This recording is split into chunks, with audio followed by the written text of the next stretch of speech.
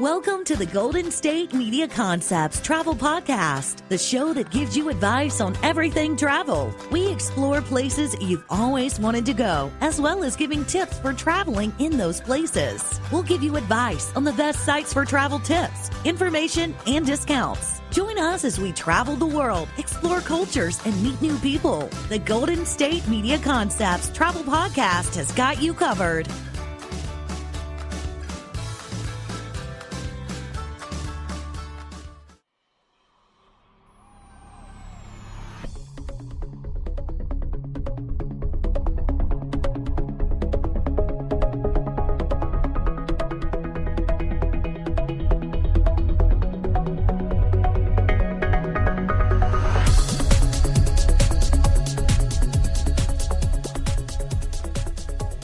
Welcome to the GSMC Travel Podcast. I'm your host Staci, here with Sarah. Hi, Staci. You are Staci. I am Sarah. That's correct. And today we are talking about New Zealand, and maybe that's why we're already starting off a little funny because our brain is on the total other side of the world. We are in the wrong hemisphere. We really are. And it's a different season there, and it's a different time of day there. Everything is different. So if we sound a little loopy, it's because we're in New Zealand. We really are. Yes. So there was this map that came out a few weeks ago, which had the names of countries and their own languages. Yes, you were showing me that. So the United States of America is really the United States of Amerigo because of Amerigo, who found it, not Columbus, who found Hispaniola. And Canada is the village for some reason. Canada, that huge swath of a country. It just makes you think of the village people. I mean, well, my thought is like, Canada, that huge. Right, the village. Okay, sure. I'll go with that. It's like one person per square mile or something. It's obviously that I just made that up. Right. And New Zealand, interestingly, is land of the long white cloud, which just sounds beautiful, but also sounds fantasy-ish.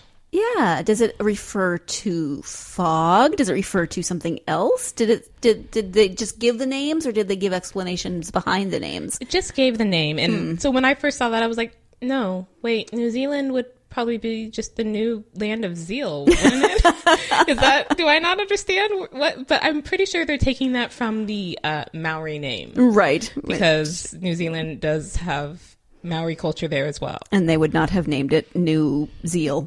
Right. New Zeal.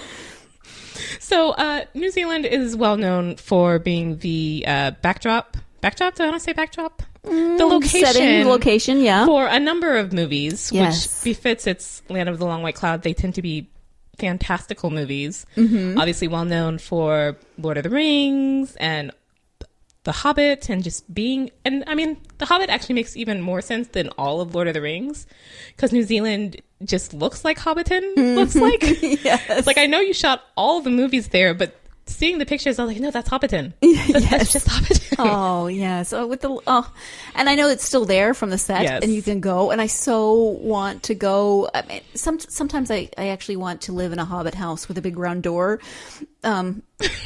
I don't know. They're just so cute. They are, although I'm so used to doorknobs on one side or the other of the door that not the doorknob in the middle would probably throw me off. Yeah. But New Zealand also was the shooting place for Chronicles of Narnia, which again, very fantastical, fantasy, not real world. And so I am really dying now just to go to New Zealand, and I'd like to go and find a magical creature, but of course that probably would not happen.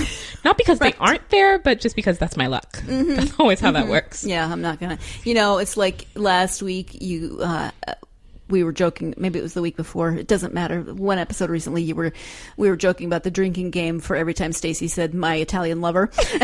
And so, if she travels to Italy, it's going to be the Italian lover. If she travels to New Zealand, she's finding a unicorn. Right, exactly. Yes.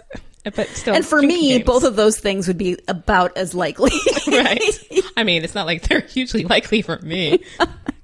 But anyways, New Zealand, which is very interesting, there's actually a meme about New Zealand because it tends to be left off of world maps. Oh, jeez. Because it's, it's down off the corner of Australia, and Australia is sort of the last big thing that people who aren't from New Zealand really know. Right. So when you see world maps, New Zealand doesn't exist. Oh, I'm sorry, New Zealand. I know. I'm sorry, Kiwis and Maori people. But it is actually 2 main islands plus 600 smaller islands. Wow. Which threw me off because I knew of the 2 main ones, because if you do bother to actually look at a map which put New Zealand on it, you can see that there's 2 islands, but then 600 smaller islands also make up New Zealand. I'm just like, that's what? amazing. I wonder how many of those are populated. I don't know. Because I would imagine that quite a few of them aren't, not. But maybe names. And also how the culture is slightly different on those islands as opposed to, you know, the bigger islands. There's just all kinds of questions that I now want answered. And I would want to go to all of them. Right. I mean, 600, even if you did one a day, that's like more than a year and a half. I was complaining about the 400 and however many kisses on the bridges in Italy, and now I want to go to 600 New Zealand islands, or 602, I guess, technically. You can't do kisses, but you can do island hopping. Yeah, apparently, yes. So as you mentioned earlier, New Zealand is in the complete opposite hemisphere. It's in the southern hemisphere, which means its seasons are all opposite to ours in America. It's always fascinated me because I had a friend who lived in Argentina for a year, and so for us, as we're traveling towards, let's say, Christmas, you know, we might have snow, or we might have those things that we associate here with Christmas, whereas in the southern hemisphere, it's summer. Right. And so that's always been fascinating to me, how that would feel so different to me, because I have such a specific image of Christmas in my head. Right. Like, I'm dreaming of a white Christmas. Right. I remember I didn't even know that until high school. And then we read a book that was set in South Africa. And at one point he's talking about, you know, going back to school in January and how hot it was. And I'm like, right. Okay, I know you're in South Africa, but really? In January? It's really hot. What? And then looked it up, and it's like, oh, that's actually your summer. Right. Okay. And, you know, we've mentioned before that we live in Northern California. It doesn't really snow where we are. Right. If you travel a couple hours, you can go to the snow. So we don't have white Christmases here. And I've been to Hawaii at around Christmas time, and, you know, that's kind of the same thing. Very warm, they kind of go overboard on the Christmas themes. But that's also, there's still one of the states. And so they have that very United States centric idea of Christmas. You know, different cultures have different ideas of what Christmas is. And so, I realize that we've gone off on a tangent, but I'm just fascinated by Christmas in summer, let's just say. Christmas in July, almost literally. But this I didn't know either, because they're in the southern hemisphere, if I could talk. Again, my brain's in New Zealand. They actually have their own version of the Northern Lights, which are, of course, called the Southern Lights, or Aurora Australis. Australis? Instead of the Aurora Borealis, which I guess that makes sense. I mean, it's the southern pole. Now I see. Stop it. Every day, every time we come on here and we're like, let's talk about this. And then I'm like, but I want to go there. I know. I mean, and I've never seen either the Northern Lights or the Southern Lights. I've seen the Northern Lights. They're amazing. But just the fact that you could see the Southern Lights, like, I want to do that, as, you know, in the way some people, you know, rather than doing our traditional American white Christmas, even if, you know, it doesn't snow where you live, that people who travel to, like, tropical locations for Christmas or whatever, I'd want to travel to New Zealand because it's their summer, but that's also when you can sort of see the Southern Lights. Oh, wait, no, I'm confused. Oh, I'm sorry. I completely said that backwards. I apologize, listeners. You maybe could see them at Christmas, but December is sort of the ending point of the Southern Lights season. I apologize. I got that confused. Misreading of the notes. Again, brains are in New Zealand. But I guess, I don't know if professional athletes do this, but I always used to wonder about this for, like, Winter Olympic athletes and how they train during the year, because A, no snow where I live ever, but B, if you rely on snow, what do you do during the summer? Like, just off season or cross training or whatever. But interestingly, because they're in the southern hemisphere, in New Zealand, the ski season starts in June. Right. But I mean, it's the same thing for here. If you're a skier, you still can't ski during the off season, so you have to train differently. But I think that would be very interesting. Be like, okay, let me, you know, train during winter here, right, and then be going to school, and then, hey, summer break, I'm going to go to New Zealand and train there, right, because it's snowing there. Or the Winter Olympics. I've never thought about that. The Winter Olympics for the Southern Hemisphere is in the summer. I mean, they did used to have Winter and Summer Olympics at the same time, but I was a very, very young child when that changed, so I don't actually know how that worked either. Interesting. But interestingly, so because of that whole season switching thing, the main time to visit is March through April, which sounds like and of course it's spring, but it's fall. And that's the reason why, is because it's fall. We've gotten out of all the great summer. We're not yet into the cool winter. So there's not as many tourists. So that's actually the time to go, even though you're thinking, oh, spring. But it's like, no, it's fall. All the leaves are falling off. It's not what you're thinking of. I wonder if they have, I would imagine they have fall colors, but, some places have more impressive fall colors than other. And I just think of New Zealand as vastly beautiful, so they must have beautiful fall colors. They just must. It must absolutely be the case. So anyways, we talked about New Zealand having the 600 smaller islands. And when we come back from our break, we will be talking about the Bay of Islands. So stay tuned. You're listening to the GSMC Travel Podcast. Always on the go, but the day just won't be one without your Hollywood fix. Let Golden State Media Concepts Entertainment Podcast take care of that. Jordan and Keith is Entertainment Tonight meets Access Hollywood. I'm Jordan. The guy laughing, that's Keith. Yeah, I'm Keith. An all-inclusive look of pop culture.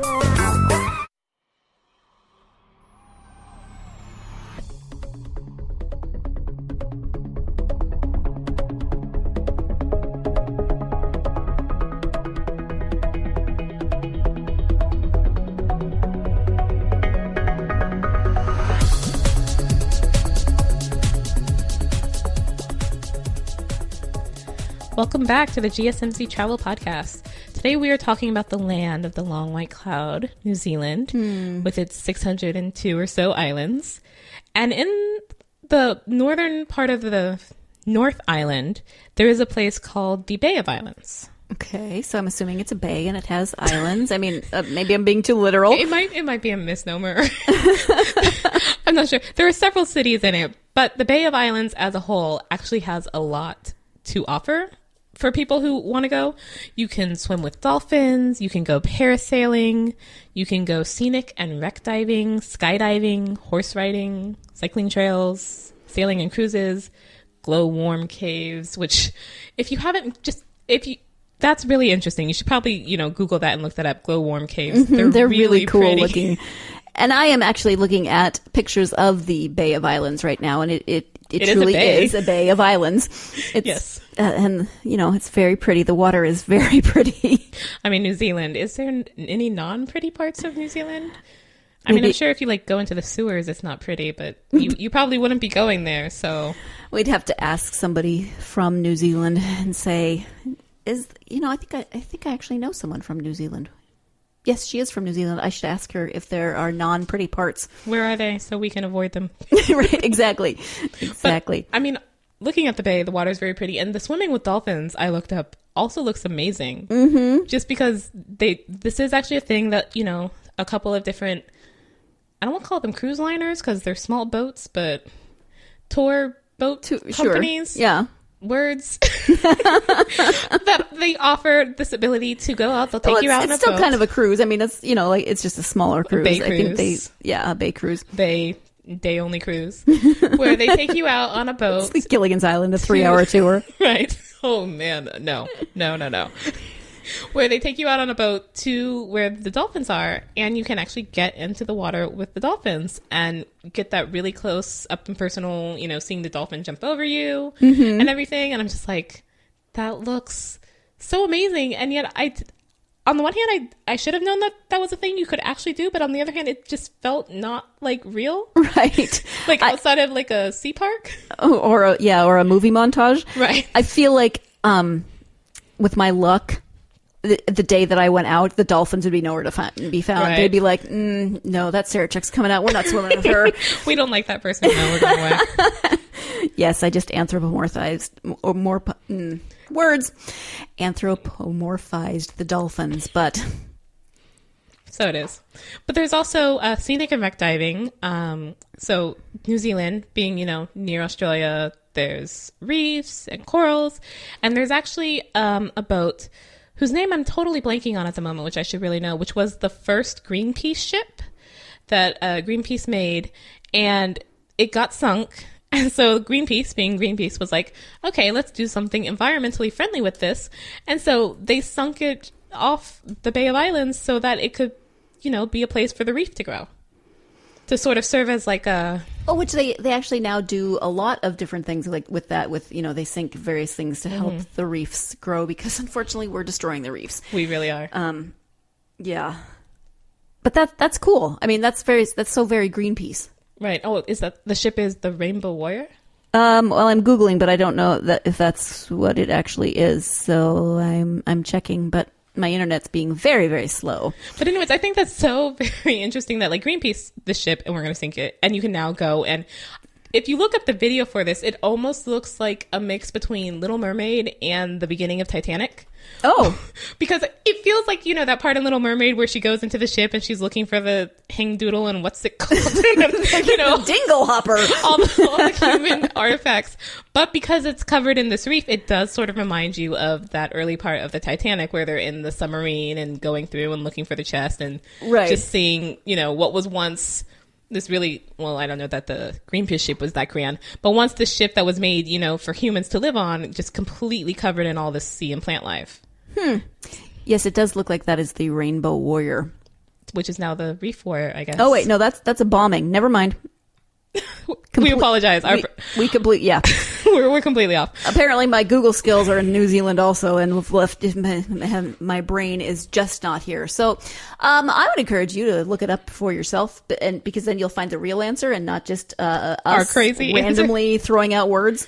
But interestingly, New Zealand, of course, with the beautiful landscape and all that, hiking, of course, naturally is just a big thing there, but is called tramping. Yes. Which just the first time I saw that, I was thinking of like a tramp, right? Like on the railroad. Yes. So I was like, so you go around looking like a hobo? That's a thing you do in New Zealand? What? And then when I saw it, I was like, so it's a thing that regular people do. So camping, but with a trailer. What's tramping?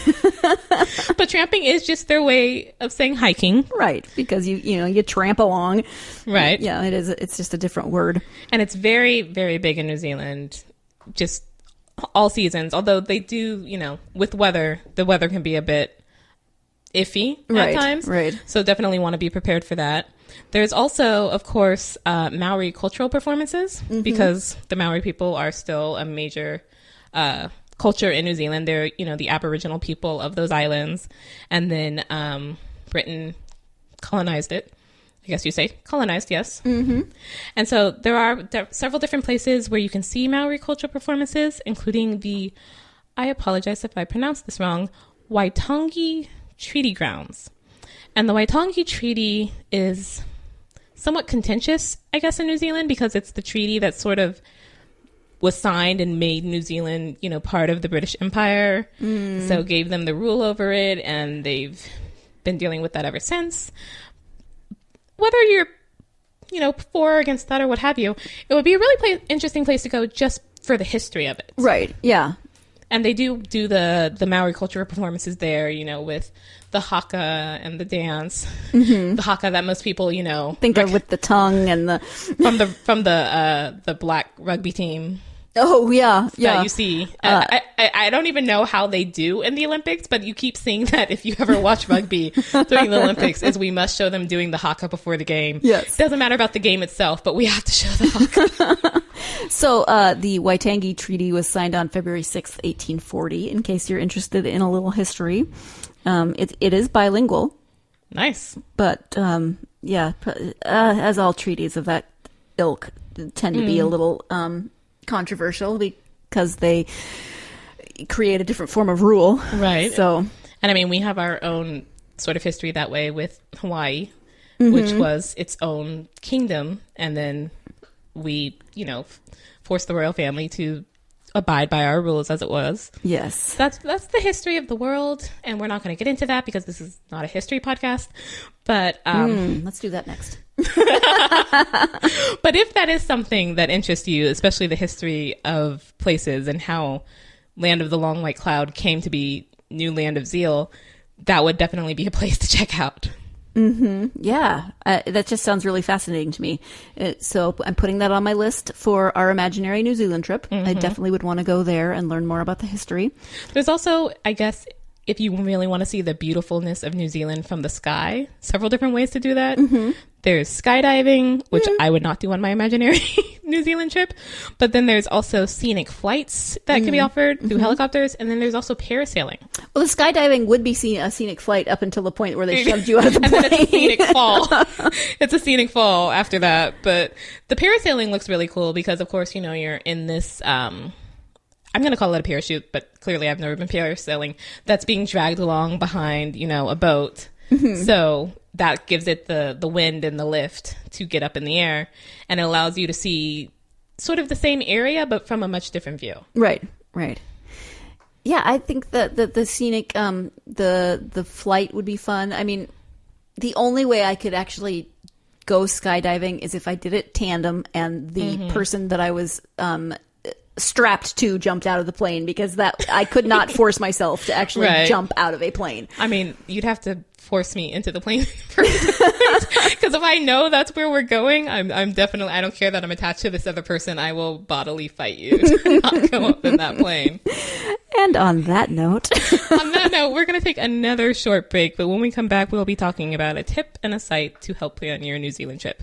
Stay tuned. You're listening to the GSMC Travel Podcast. Tired of searching the vast jungle of podcasts? Now listen close and hear this out. There's a podcast network that covers just about everything that you've been searching. Hey! The Golden State Media Concepts Podcast Network is here.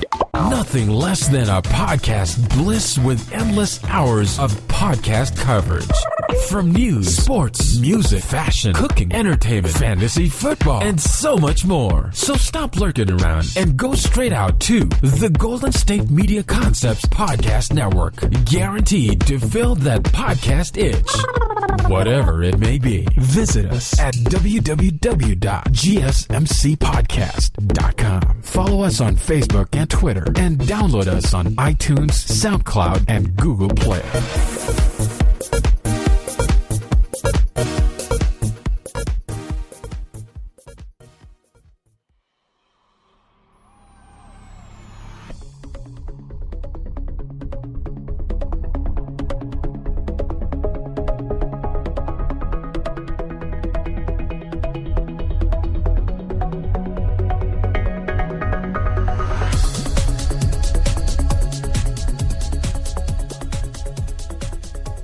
Welcome back. You're listening to the GSMC Travel Podcast. And today we're talking about New Zealand, where we seem to be, at least mentally. And we earlier talked about all the different outdoor activities you can do with the tramping and the swimming with dolphins and the parasailing. But we also, I think, mentioned that the weather can be a bit changeable. Yeah. Even though it's a beautiful country, it can at times, you know, be like, oh, beautiful day, and then rain all of a sudden. Well, it's got amazing mountain ranges. So anytime you have that kind of differential, that it can cause fronts and all kinds of, extreme weather situations. So. Oh, maybe this is where the name came from. The end of the long white cloud.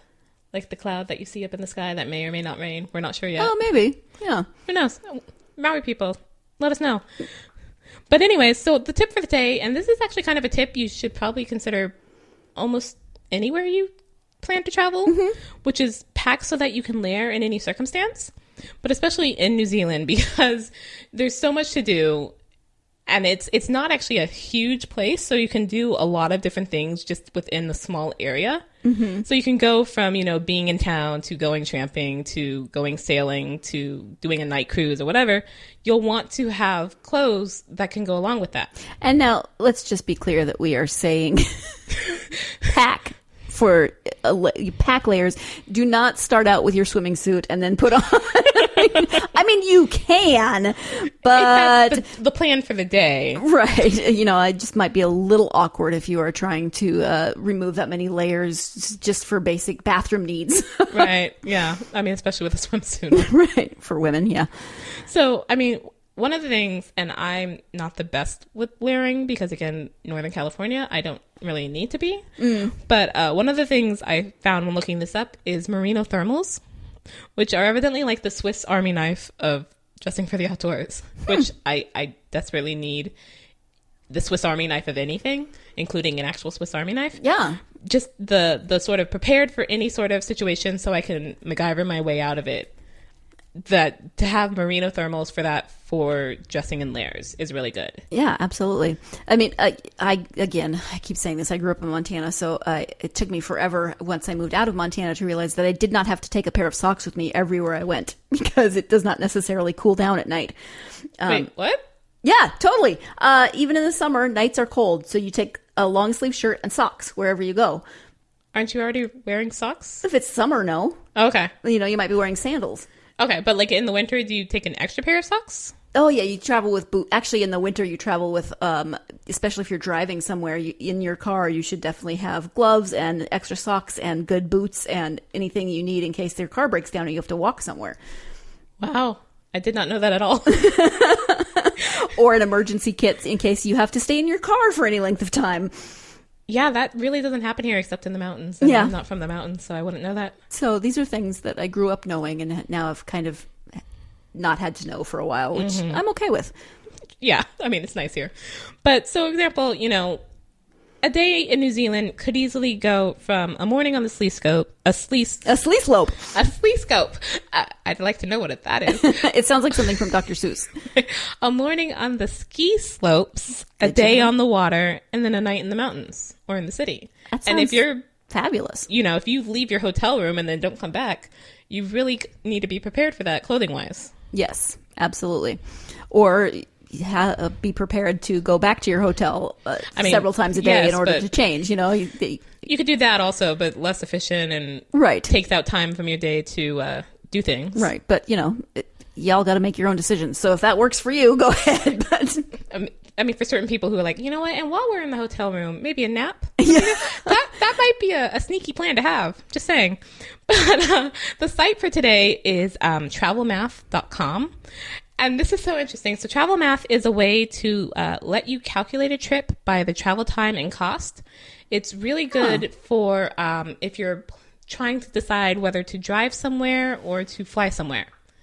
I love these sites that you keep finding that help you plan things when you might not be so sure of what you're doing. Right. Like last episode's tip helped you to plan on a budget. You want to do X, Y, and Z, but the things that you can think of are destinations that you can't afford. So that site would give you alternate destinations that would get you to what you wanted to do in your budget. So if you're planning, to go home for Thanksgiving or Christmas or whatever, and you're like, do we really want to shell out for the flight, especially during the holidays? That's a whole another mess. Or do I want to drive, which would be, simpler, but maybe not quicker and maybe too tiring, and especially if you've got children. Like my family actually did this. There are mountain passes that you have to navigate in the snow. My family actually did this, and Travel Math didn't exist at the time, but when we went to Disneyland when I was a child, we were originally going to drive, which is like at minimum 8 hours with 2 children 8 years and younger. Not super fun. So it was finally decided, you know what, let's fly, because that's only about like an hour and a half. Right. And it's like, that is worth however much money more that costs than to drive. Let's do that. That's another tip. That's another travel tip for people who don't live in California. California is a very long state. Very long. Let's say you were coming to Los Angeles and you knew that Staci and I lived in Northern California, and you're like, hey, we're in California, you should come visit. My husband has family members who do this all the time. We're like, that's cool, where are you? San Diego. Right. That's still 10 hours away. Yeah. And then throw in traffic. Yeah. Or even people in America will do that, where it's like, oh, where are you from? Northern California? Oh, so you live near Hollywood? No. What? No, not. Or you live near the beach? No, also kind of no. So yeah, that's not a New Zealand travel tip, but just a reminder, California, bigger than you think. But this site was interesting. I plugged in from where I live in California to New Zealand just to see what it would tell me. And I did it by, I don't know, driving time or distance or something. And the site, whoever made it, clearly has a bit of a sense of humor, because the result that came back was driving from California to New Zealand, complicated. You might have to swim.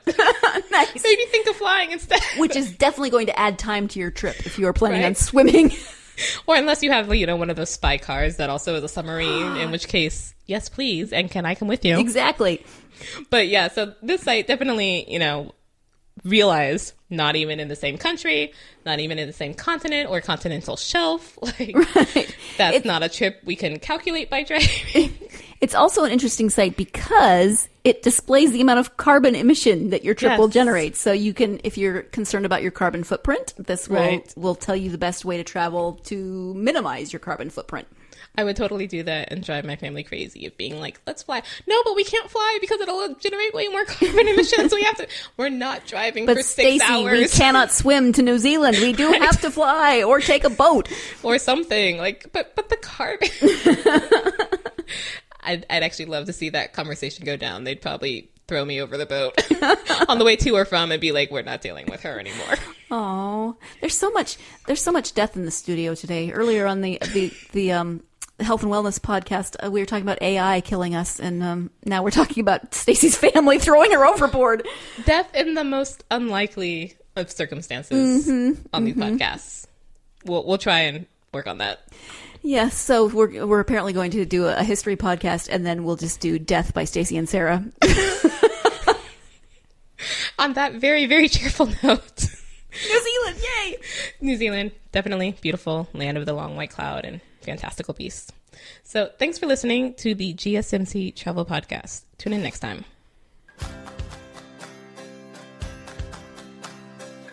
You've been listening to the Golden State Media Concepts Travel Podcast, part of the GSMC Podcast Network. You can find this show and others like it at www.gsmcpodcast.com. Download our podcast on iTunes, Stitcher, SoundCloud, Google Play, or anywhere you find podcasts. Just type in GSMC to find all of our shows from the GSMC Podcast Network. From travel to health and wellness to entertainment and life and happiness to sex and relationships. You can also follow us on Twitter and Facebook. Thank you, and we hope you have enjoyed today's episode of the Golden State Media Concepts Travel Podcast.